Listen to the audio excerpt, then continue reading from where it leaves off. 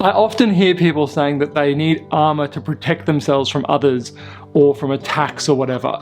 And every time I hear this, it just really strikes me because it seems completely ineffective, yet everyone seems quite attached and wants to do it. So what is the better solution? If you're new here, my name is Matthew and my goal is to spark you to think differently so you can create new possibilities for yourself in your life. The fundamental reason this doesn't work is because you are creating an opposition to reality. People criticize. People will have a go at you. That's just the way the world is. You have opinions about others, and you sometimes express them in ways they don't want to hear. That's just the way the world is. And when you try to oppose reality and really go against the way of things, it's suffering. You will absolutely suffer because you're creating a war, at least in yourself. And when you hold up armor and say you need to defend yourself, you're creating a real clear separation between you and the other people. It's you against them. They're trying to get at you and you're trying to defend yourself from them. And you know what this creates? It's an arms race. They create more stronger weapons or more stronger insults or whatever, and you create more stronger, bigger shields to protect yourself. And it's a losing game. You can't possibly win this game. And this really stems from the illusion that there's me here, and I'm in my little body here, and then there's all the others, and they're over there, and they're not me. And they can have different opinions, they can attack me. And this real separation between it's me against them is what this is all about. When in reality, we're all in this together. We all have a human life right now. And we're all in the game of life and the game of being human together. Along with this is a really simple few words that I think put it really well about why defensiveness is really ineffective. It's because what you hide, repress, and deny controls you.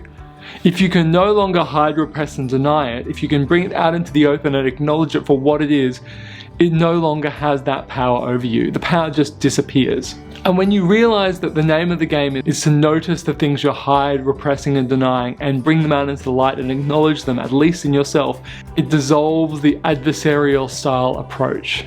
And it means that you now have the power to hear criticism and hear feedback and hear people having a go at you as people pointing out to you the things you already know and can see in yourself. If you are no longer hiding, repressing, and denying the things people are pointing out to you, then you can own them in yourself. And when you own them, there's nothing to defend against. If someone tells me a liar, I'll say, you're right. You know, I have lied before. If someone says you're a horrible person, I can go, yes, I agree. Sometimes I am a really horrible person. And I can think back to things I've done in my life that I'm really not proud of, that I feel much sadness about now. But if I go, no, I'm not a horrible person, I'm creating a war. The war is in me, the war is with them. And the opportunity is to own that. Own whatever it is someone criticizes you about. There's basically nothing that someone can criticize you about that it isn't true, at least a little bit. Or at least, even if it's not true, maybe it's a case of you could be in that situation. You could be a horrible person. You're not right now, but you have been or you could be.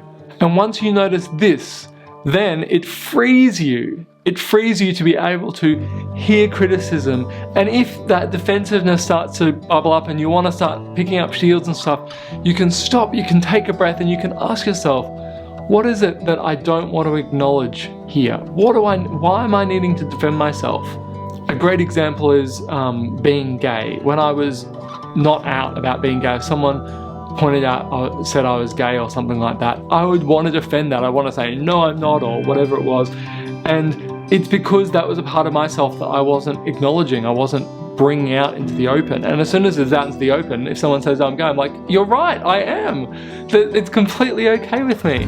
It's that being okay with the reality of it is where the power lives. If you'd like to hear more from me, you can subscribe to my email newsletter I send out every Sunday. And until next time, the journey continues.